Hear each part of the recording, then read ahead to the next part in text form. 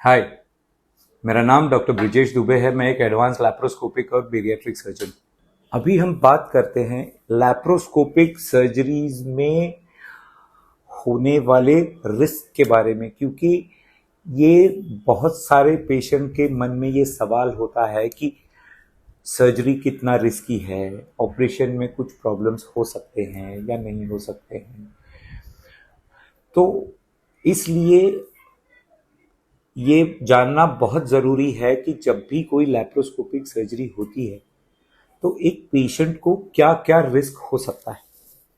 तो इस बारे में अगर हम बात करें तो ये समझना बहुत ज़रूरी है कि over a period of time जो ओवरऑल पेशेंट सेफ्टी है ये बहुत ही इम्प्रूव हुआ है।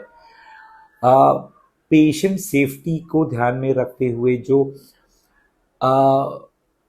एनेस्थीसिया मशीन्स हैं, एनेस्थीसिया ड्रग्स हैं, जो सर्जरी करने के तरीके हैं, ये बहुत ही ज़्यादा इम्प्रूव हुआ है।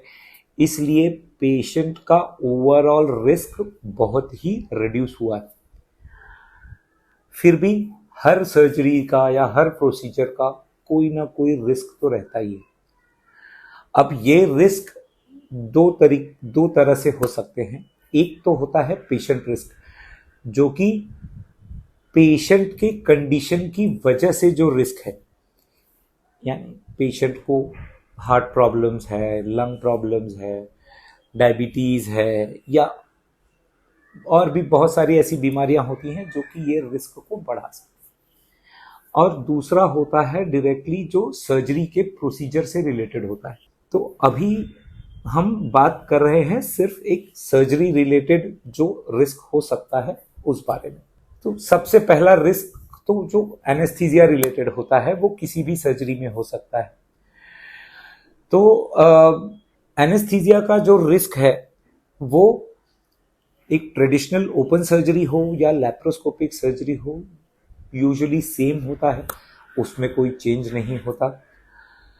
सिर्फ यही है कि जब आप लैप्रोस्कोपिक सर्जरी होती है तो उसके लिए जनरली हमें सिर्फ जनरल एनेस्थीसिया दिया जाता है, यानी कि पूरा बेहोश किया जाता है।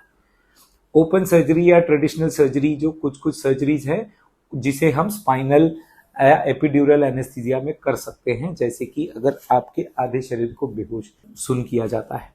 बट ये है कि जैसे कि हमने बताया है कि आजकल जनरल एनेस्थीसिया भी बहुत ही ज़्यादा सेफ हो गया है। अब सर्जरी रिलेटेड रिस्क पे अगर हम आते हैं तो इन्फेक्शन का रिस्क है।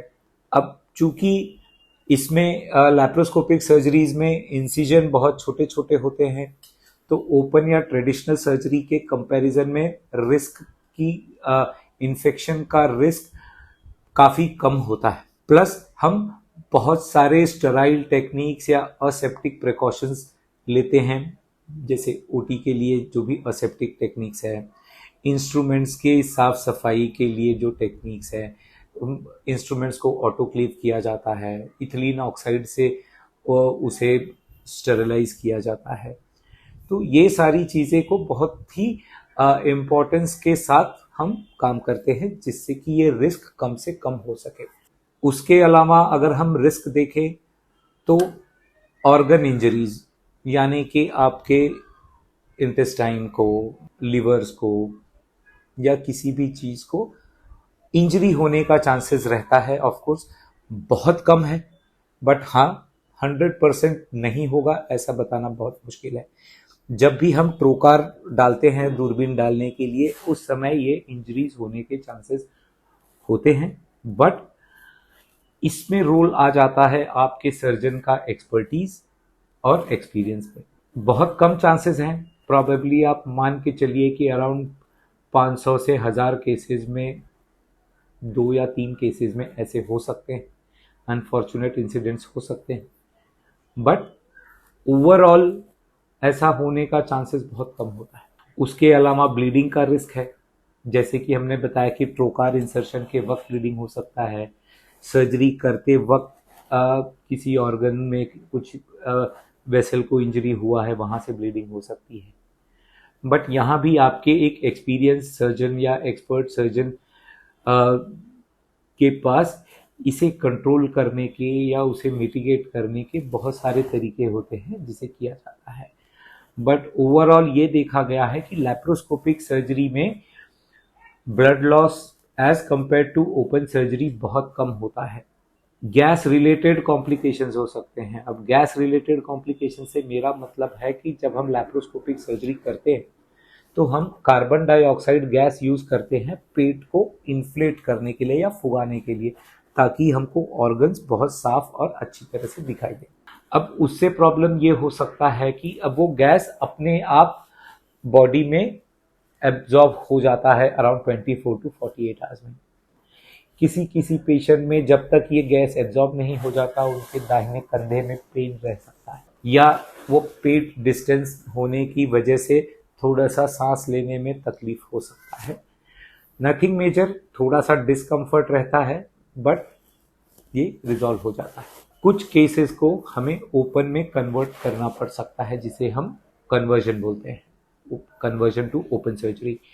अब ये हो सकता है किसी भी अनफोर्सिंग चैलेंजेस की वजह से, जैसे अगर हमने ऑपरेशन के लिए दूरबीन डाला, कैमरा डाला और हम देख रहे हैं कि अंदर अतड़ियाँ बहुत चिपकी हुई हैं, एडिशंस है, पस है, अतड़ियाँ एक दूसरे में चिपक गई हैं, या कोई हम गांठ या ट्यूमर निकाल रहे हैं और वो दूसरे चीज़ों से बहुत बुरी तरह चिपका है और उसे लैप्रोस्कोपिकली करने में रिस्क ज़्यादा है किसी भी चीज़ों को इंजर करने में, तो हम उसे कन्वर्ट कर देना ज़्यादा सेफ समझते हैं। विश्वास रखिए, ये जो भी डिसीजन होता है ये पेशेंट की सेफ्टी को प्रायोरिटाइज करके ही लिया जाता है। तो इसलिए ये जानना ज़रूरी है कि रिस्क क्या क्या है, ताकि आप एक इन्फॉर्म्ड डिसीजन ले सकें, जिसे हम इन्फॉर्म्ड कंसेंट कहते हैं। आपको पता होना चाहिए कि सर्जरी करने से क्या क्या बेनिफिट है और क्या क्या रिस्क है, ताकि आप एक इन्फॉर्म्ड डिसीजन ले सकें। यूजुअली हर केस में लैप्रोस्कोपिक सर्जरी करने का जो बेनिफिट है वो हमेशा रिस्क से आउटवे करता है, क्योंकि सर्जरी ओवरऑल बहुत ही सेफ, बहुत ही एफिशिएंट और एक अच्छा आउटकम देने में हेल्प करता है। जब भी आपका कोई सर्जरी है, आप प्लीज़ अपने सर्जन के साथ बैठकर ओपन डिस्कशन करिए, ताकि आप उस प्रोसीजर को समझ सकें, उसके रिस्क को समझ सकें और आपके मन में कोई भी डाउट नहीं होना चाहिए जब भी आप डिसाइड करते हैं कि अब आपको सर्जरी करवानी है। Thank you.